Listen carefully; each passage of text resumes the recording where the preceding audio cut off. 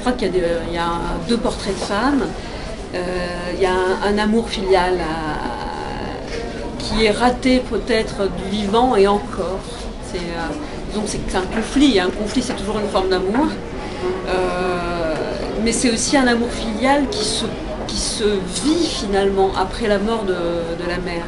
Et je pense que les amours ont des formes très, très différentes et que ça, voilà, c'en est une. D'accord.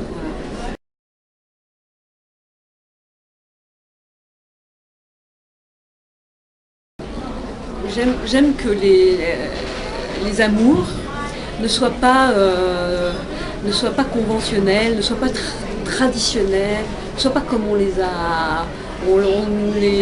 vend, entre guillemets. Je pense que l'amour est surprenant en fait et qu'il faut simplement être disponible à toutes ses formes.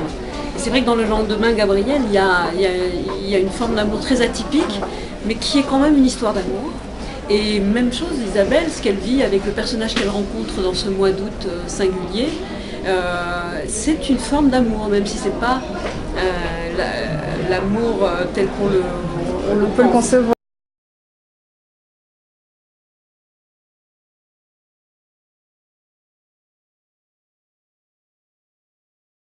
J'ai eu un jour une envie, en pensant à l'image du livre, qui serait de prendre un tag ou un pochoir.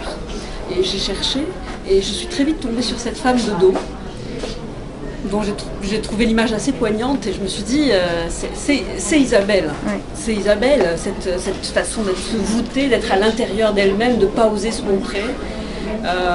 Il y avait pour moi le problème de l'imperméable, parce qu'on est hors saison en fait. Moi je suis au mois d'août et là on a vraiment l'impression on est à l'automne presque, qu'elle se couvre. Mais néanmoins l'émotion qui sortait de l'image me paraissait très... Et en plus l'idée qu'elle s'éloigne comme ça, qu'elle passe à travers le mur presque. Je me disais, c'est comme s'il y avait quelque chose derrière, qui est un peu ce qui se passe dans le roman finalement. Derrière son mur, il y a quelque chose.